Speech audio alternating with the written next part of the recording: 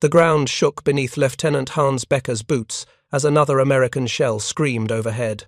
It was March 19th, 1945, somewhere in the rubble of what used to be a town called Worms, along the Rhine. His Tiger tank sat hull down behind the ruins of a brick factory, its 88mm gun trained on the road below. Becker's fingers drummed against his field glasses, his breath shallow in the cold morning air. The Americans were coming again. They always came again. But this time, something felt different. Through the smoke and haze he counted them. 1 Sherman, 2, 5, 10. They kept rolling forward like a green metal river, their diesel engines growling in unison, their treads chewing up the broken cobblestones. 15 tanks now, 20. His loader, a boy barely 18 named Klaus, whispered from inside the turret. "Herr Lieutenant, there are so many." Becker's jaw tightened.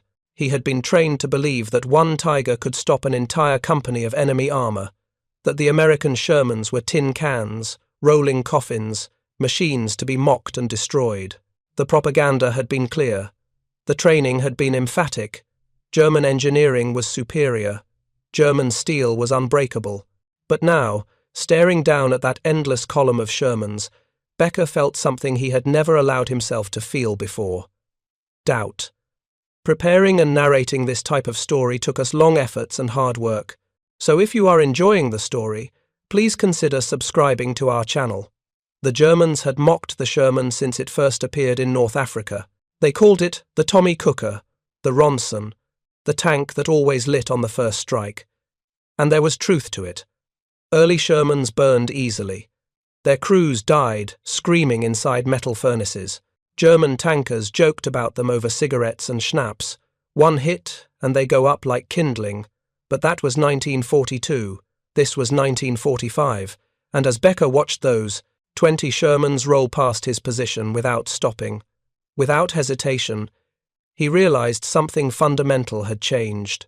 If you're enjoying this deep dive into the story, hit the subscribe button and let us know in the comments from where in the world you are watching from today. The joke was no longer funny. The Americans weren't laughing either. They were winning. For years, the German Panzer Arm had operated on a simple philosophy: quality over quantity. They built the Tiger heavy tank, a 57-ton monster armed with an 88mm gun that could punch through any Allied armor from over 2,000 meters away. Its frontal armor was 100 millimeters thick. Its reputation was fearsome. Allied crews called it the death machine. Reports filtered back to German high command about Tiger aces destroying entire columns of enemy tanks. Michael Wittmann became a household name after he single-handedly destroyed 25 British tanks and 14 half-tracks in mere minutes at Villers-Bocage.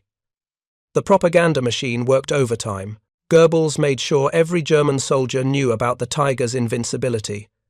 Every captured Sherman was photographed, every kill marked and celebrated. The message was clear. German tanks were technologically superior. American tanks were mass-produced garbage. But propaganda could not change mathematics. Between August 1942 and August 1944, Germany produced exactly 1,347 Tiger I tanks. The process was brutal. Each Tiger required 300,000 man-hours to build.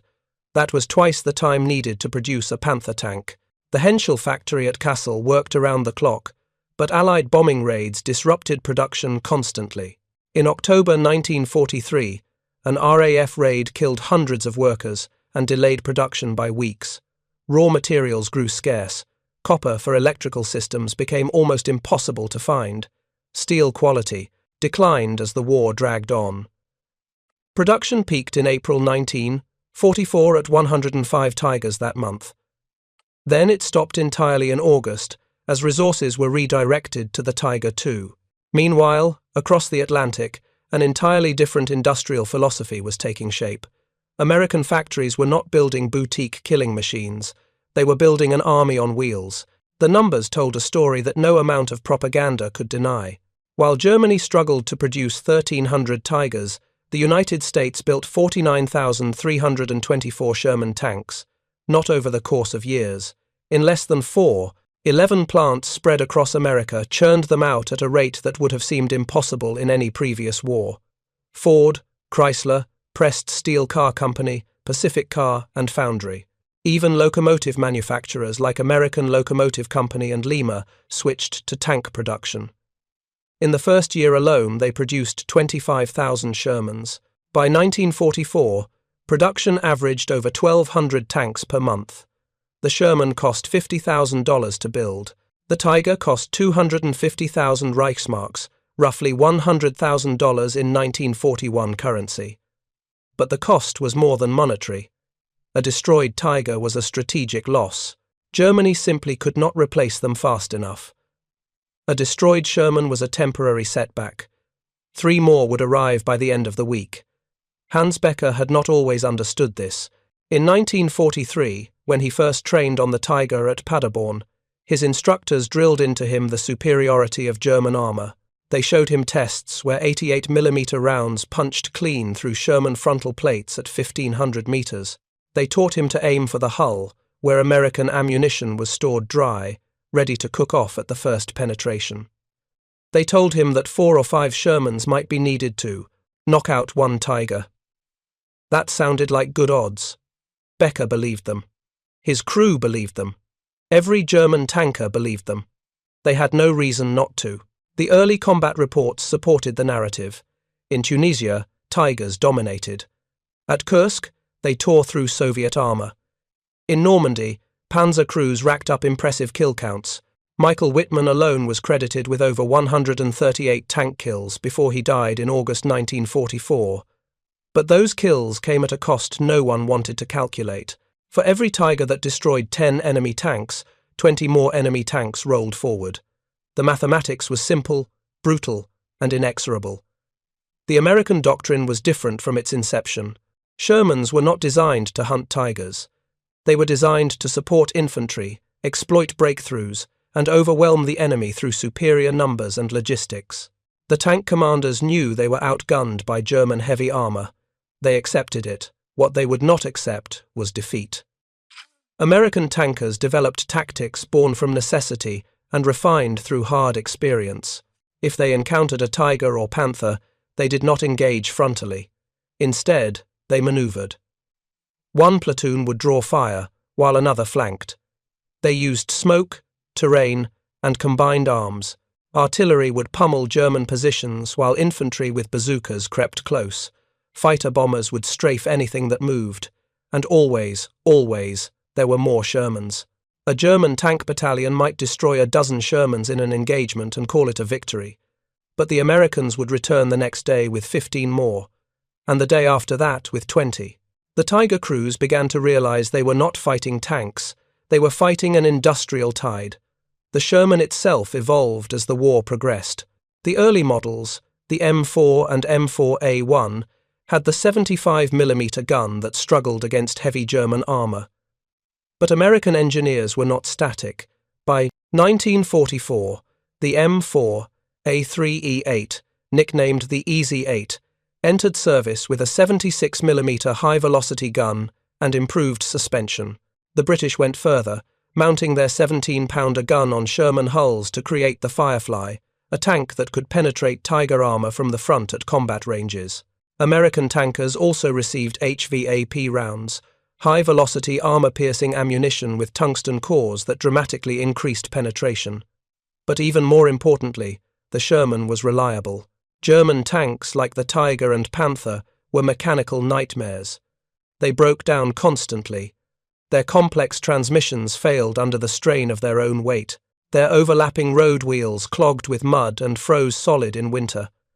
Moving a Tiger any significant distance required rail transport because driving it would destroy the transmission. The Sherman, by contrast, could drive hundreds of miles on its own tracks without breaking down. A British trial in 1943 compared diesel and gasoline Shermans to British Cromwell tanks. The officer commanding the trial wrote, "They are utterly reliable. They appear so infinitely superior in every other way, particularly in reliability with a minimum of maintenance, that other considerations are completely outweighed." American maintenance units worked with brutal efficiency. Damaged Shermans were towed off the battlefield. repaired, and returned to service within days. Some tanks that saw combat in 1942 were still fighting in Italy at the war's end. No one could say the same for any Tiger built in 1942. If it survived at all, it was in a museum or a scrapyard. The Tiger required constant maintenance, specialized parts that were increasingly unavailable, and skilled mechanics who were in desperately short supply by late 1944. Many Tigers were abandoned not because they were destroyed in combat, but because they simply broke down and could not be recovered. By the spring of 1945, Hans Becker had seen the pattern repeat itself too many times to ignore. His unit, Schwerpanzerabteilung 503, had started the war in Normandy with 45 Tigers. Now they had 7. Some had been destroyed in combat. More had been abandoned due to mechanical failure or lack of fuel. Becker's own Tiger, number 231, had already been rebuilt twice. The transmission had been replaced in December. The engine had been swapped in January. Parts were cannibalized from wrecked Tigers. Nothing was standardized anymore. Nothing was reliable. And yet the Shermans kept coming. He had destroyed 4, personally. His gunner, a man named Otto who rarely spoke, had knocked out 6 more. But it did not matter. For every Sherman they destroyed, 10 more appeared over the next ridge, and those Shermans no longer burned the way they used to. The wet ammunition storage system, introduced in late 1943, changed everything. Instead of storing shells dry, where any penetration would ignite them instantly, the Americans surrounded the ammunition racks with a water glycol solution. If a shell penetrated the hull, the liquid would flood the compartment and extinguish fires before they consumed the crew. Becker had witnessed it himself. His 88mm round would slam into a Sherman's side. Smoke would pour out, the tank would stop, but instead of exploding, instead of seeing flames lick out of the hatches, he would watch the crew climb out, shaken, sometimes wounded, but alive. They would scramble to safety, be picked up by recovery vehicles, and be back in action within days, often in a brand new tank. That was the part that haunted him. The Americans could afford to lose crews and machines. They could afford to learn from their mistakes. They could afford to come back. Germany could afford none of these things. The Rhine crossings in March 1945 became a turning point in Becker's mind. American forces launched Operation Plunder and Operation Varsity, massive assaults involving thousands of vehicles and hundreds of thousands of men. The Shermans rolled forward in waves. Some were knocked out, many were not. Becker's Tiger destroyed 3 on the first day. His crew cheered, but the next morning 24 more Shermans were in position. Their guns trained on German defensive positions, artillery rained down, fighter bombers screamed overhead, their rockets tearing apart anything that moved. The Tiger was forced to withdraw, not because it was defeated in combat, but because staying meant certain destruction. Over the next week, Becker watched his unit disintegrate. One Tiger threw a track and could not be recovered. Another ran out of fuel and was blown up by its own crew. A third took a direct hit from American artillery and burned for hours. By March 25th, only 3 Tigers remained operational in his battalion, and still the Shermans came. On March 26th, Becker sat in the commander's hatch of his Tiger, parked in a forest clearing near the town of Hanau. His crew was exhausted. They had been fighting for 6 days straight with little food and less sleep.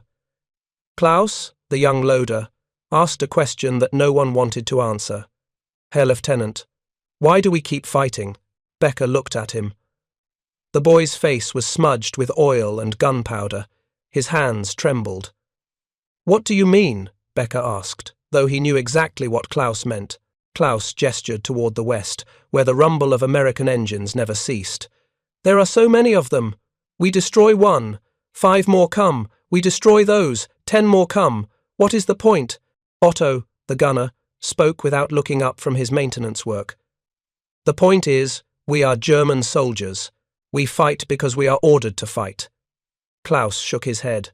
"I did not ask why we obey orders. I asked why we keep fighting a war we cannot win." The silence that followed was heavier than any shell burst. Becker had no answer. None of them did. They had been raised on promises of German superiority, of wonder weapons, and inevitable victory. But the reality on the ground told a different story.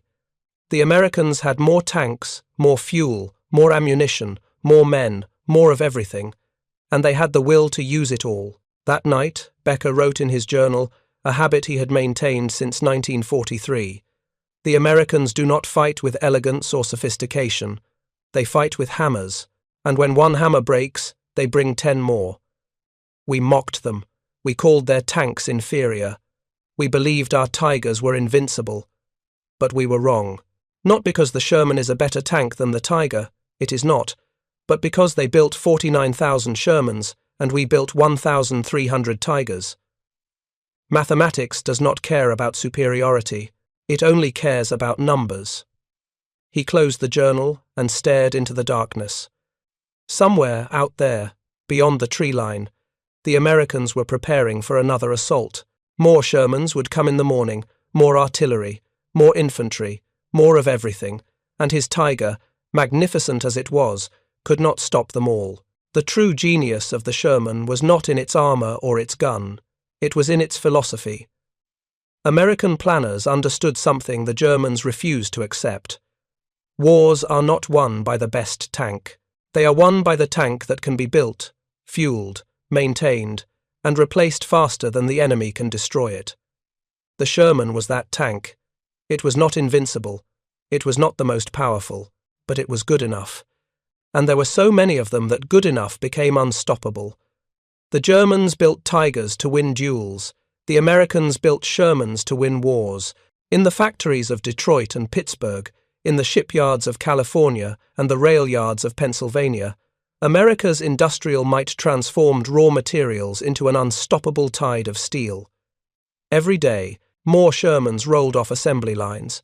Every week, more were loaded onto ships and sent across the Atlantic. Every month, more arrived at the front, ready to replace losses, reinforce gains, and push the line forward. The German war machine, for all its technical prowess, could not compete with that scale. Hans Becker would survive the war, though his Tiger would not. On April 2nd, 1945, his unit was ordered to withdraw toward Bavaria. They had no fuel for the journey. Becker and his crew drained the last drops from their tank, wired demolition charges to the engine, and blew it apart to prevent capture. They walked east for 3 days before surrendering to American forces near Nuremberg. Becker was processed as a prisoner of war and spent the next year in a camp in France. During that time, he saw hundreds of Sherman tanks roll past, heading toward occupation duty in Germany. He counted them sometimes, out of habit, out of disbelief. 100, 200, 500. He stopped counting after that. It no longer mattered. The Shermans had crushed the Tigers, not because they were better, but because there were 49,000 of them against 1,300, because American factories never stopped, because American logistics never faltered, because American doctrine understood that overwhelming force, consistently applied, would always defeat isolated excellence. The mockery had been silenced by mathematics, and in that silence, Hans Becker finally understood why Germany lost the war. The American Sherman was never supposed to be a legend, it was supposed to be a workhorse. While German engineers in 1941 obsessed over sloped armor angles and high-velocity guns, American designers focused on something far less glamorous: standardization. The Sherman was built from the ground up to be mass-produced by factories that had never built a tank before. Automotive plants, locomotive manufacturers, even a company that made railroad cars. The design prioritized interchangeable parts, simple maintenance procedures, and engines that mechanics already understood.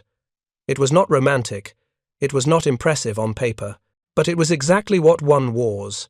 The M4 Sherman entered production in February 1942 at a moment when America desperately needed armor. The M3 Lee, its predecessor, was a stopgap measure with its gun mounted in a side sponson, like a relic from the First World War.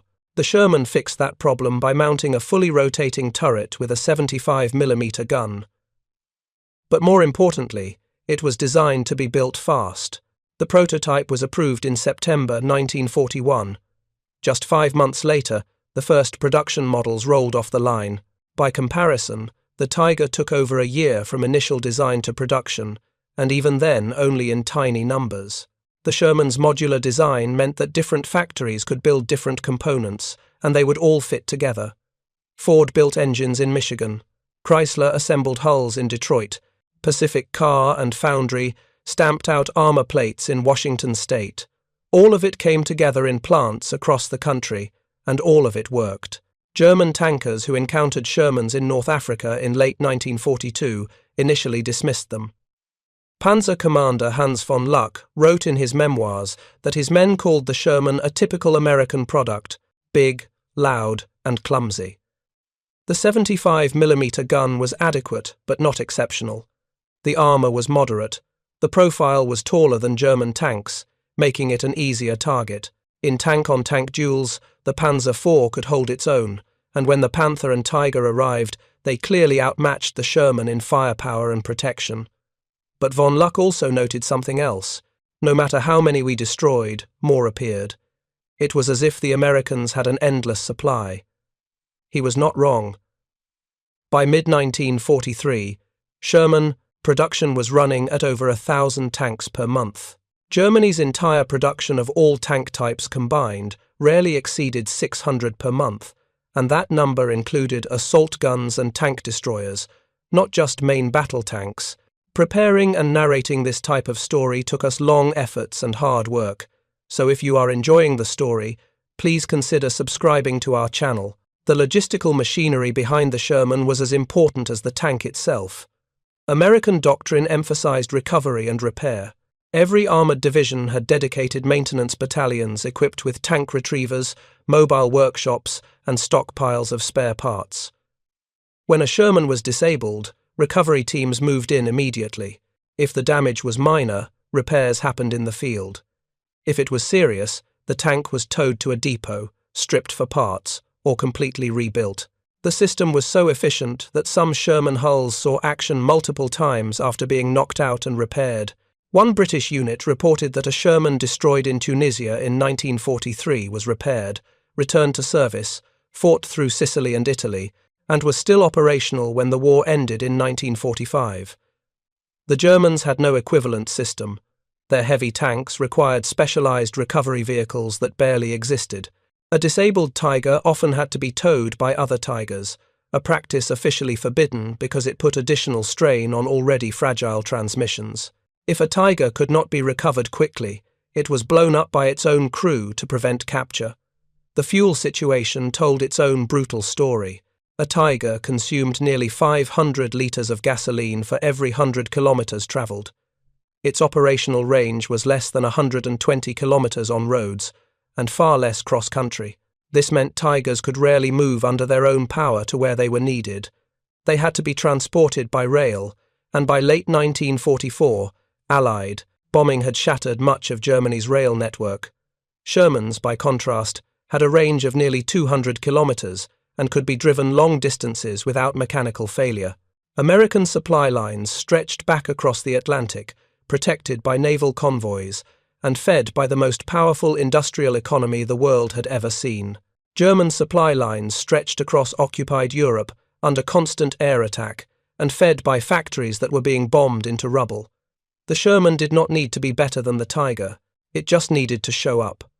By the time of the Normandy invasion in June 1944, the disparity had become stark. The Allies landed with over 2,000 tanks, the majority of them Shermans. Germany's armoured reserves in France included fewer than 200 Panthers and fewer than 50 Tigers. Rommel had warned Hitler months earlier that Germany did not have the resources to stop an invasion of that scale, but his warnings were ignored. The bocage country of Normandy, with its thick hedgerows and narrow lanes, initially favoured the defenders. German tanks could ambush Allied columns from concealed positions. Shermans were knocked out in large numbers during the first weeks of the campaign. American tank crews learned hard lessons about frontal assaults against dug-in armour, but they adapted. They welded steel tusks to the front of Shermans to cut through hedgerows. They called in artillery and airstrikes to suppress German positions before advancing. They coordinated with infantry to flush out anti-tank guns. And most importantly, they kept coming. The Battle of Arrecourt in September 1944 became a case study in how numbers and logistics defeated technical superiority. German panzer forces, including over 200 Panthers, launched a counterattack against American positions near the town of Arrecourt in eastern France. On paper, it looked like a potential disaster for the Americans. The Panther's long 75mm gun could destroy a Sherman from over 1,000 meters, while the Sherman's gun struggled to penetrate Panther armor from the front, even at close range. But the Americans had air superiority. They had superior reconnaissance, they had more fuel and ammunition, and they had more tanks. Over 5 days of intense fighting, the Germans lost over 200 tanks and assault guns. The Americans lost less than 50 Shermans, most of which were quickly repaired and returned to action. The Panthers, magnificent as they were, could not compensate for poor logistics, inadequate fuel supplies, and relentless American artillery and air power. The Shermans won not because they were better tanks, but because they were part of a better system. The mythology of the Tiger remained powerful even as its strategic impact diminished. German propaganda films showed Tigers crushing enemy formations, newsreels celebrated tank aces. Civilians were told that German technology was unbeatable. The reality was grimmer. A study conducted after the war by American and British intelligence analyzed Tiger losses throughout the conflict. Of the 1,347 Tigers built, over 1,000 were lost, but most were not destroyed in combat. They were abandoned due to mechanical failure, lack of fuel, or lack of spare parts. The percentage of Tigers actually destroyed by enemy fire was less than 40%. The rest were blown up by their own crews when they could no longer be moved or maintained. This was not the fault of the crews or even the tank itself. It was the inevitable result of building a machine so complex and resource-intensive that it could not be sustained in a long war of attrition. If you find this story engaging, please take a moment to subscribe and enable notifications. It helps us continue producing in-depth content like this.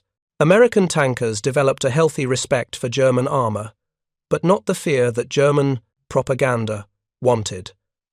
Lafayette Poole, an American tank commander with the 3rd Armored Division, became one of the highest-scoring tank aces of the war.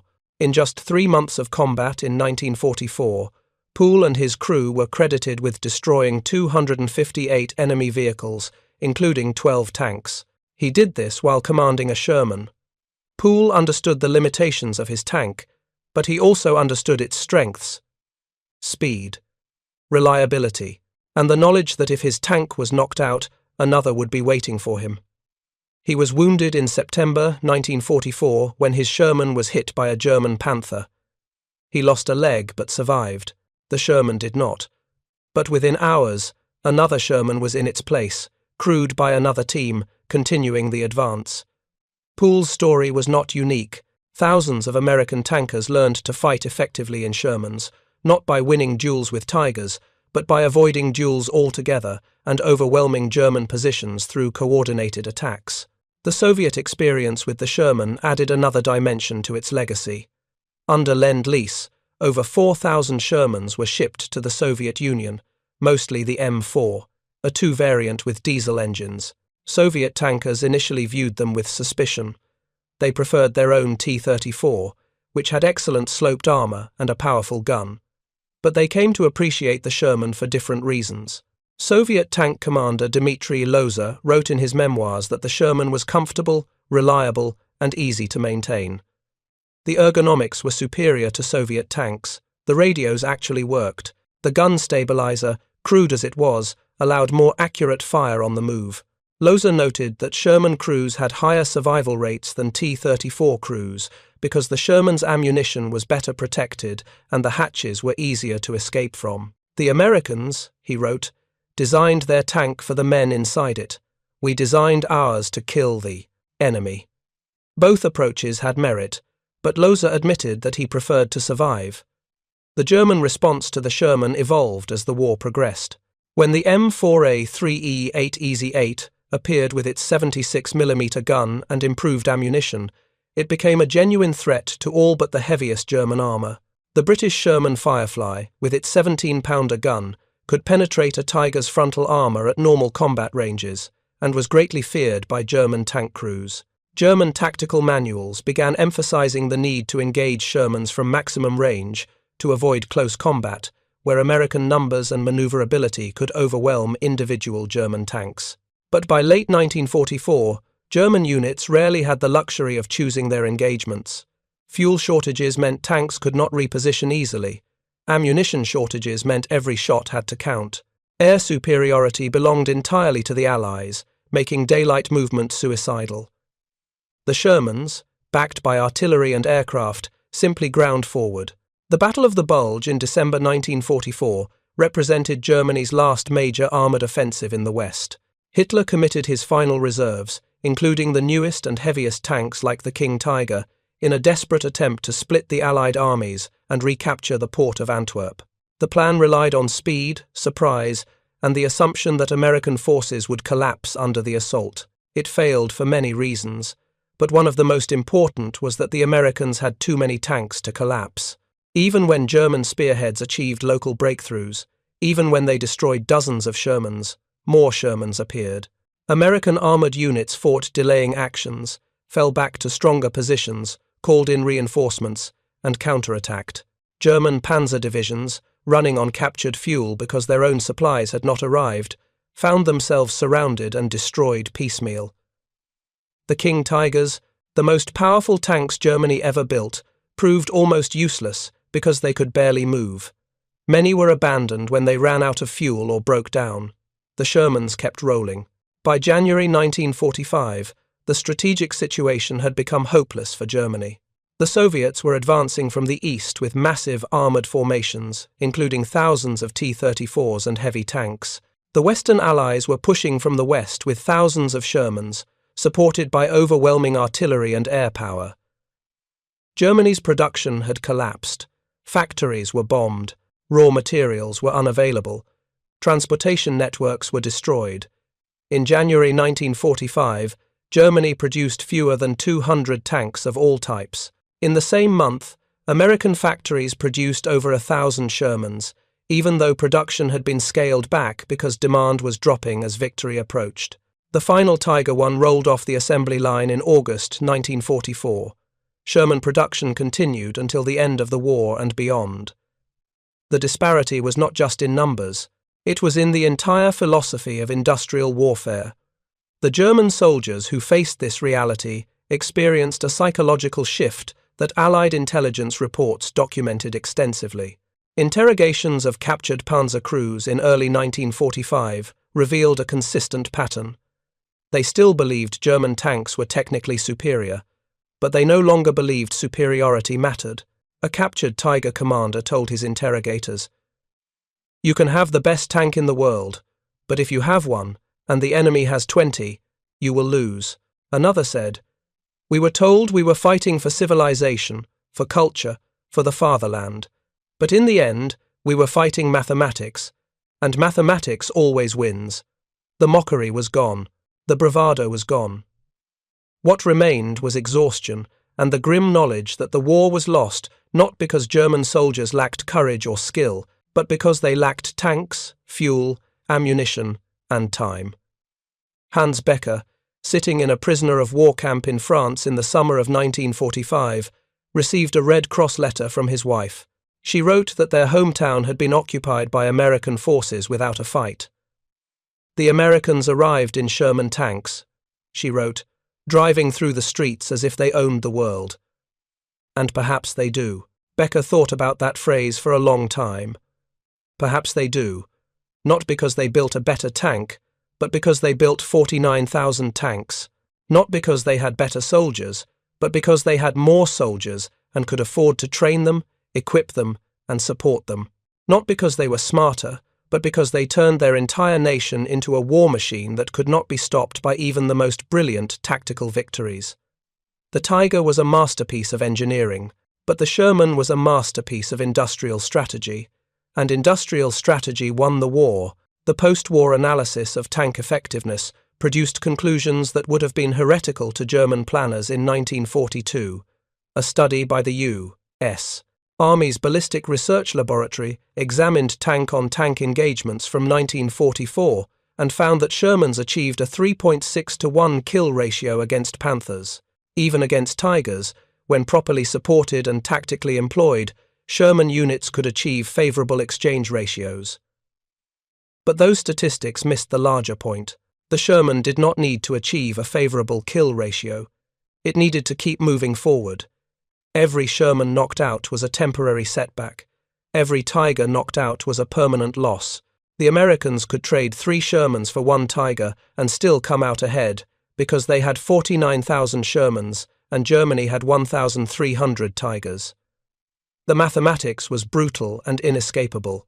The legacy of the Sherman tank extended far beyond World War II. Shermans served in the Korean War, where they proved effective against North Korean T-34-85s. They fought in the Arab-Israeli Wars as late as 1973.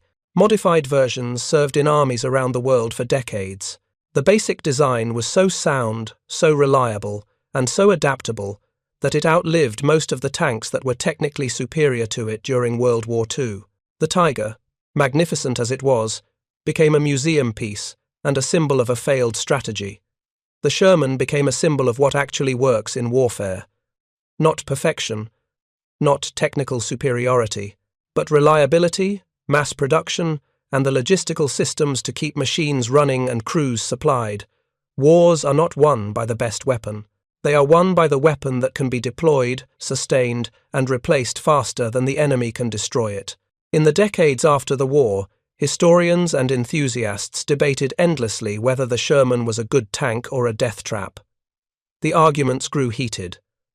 Books were written defending it. Books were written condemning it. Veterans weighed in on both sides. But the debate missed a fundamental truth. The question was never whether the Sherman was better than the Tiger. The question was whether the Sherman could do its job well enough, in sufficient numbers, to win the war. And the answer was yes. 49,000 times yes. The Germans built 1,300 Tigers and believed quality would triumph over quantity. The Americans built 49,000 Shermans and proved that quantity, properly applied, becomes its own form of quality. When you can afford to lose 3 tanks and still advance, when you can repair damaged tanks faster than the enemy can destroy them, when you can replace losses overnight while the enemy takes months, you do not need the best tank. You just need enough good tanks. And America had enough. The mockery that German soldiers once directed at the Sherman reflected a fundamental misunderstanding of modern warfare. They mocked the tank's height, its thin armor, its relatively weak gun. They laughed at American industrial methods that prioritized speed and simplicity over perfection. They believed that German engineering excellence would prevail. But modern war is not a tournament where the best knight wins. It is a grinding contest of logistics, production, and willpower.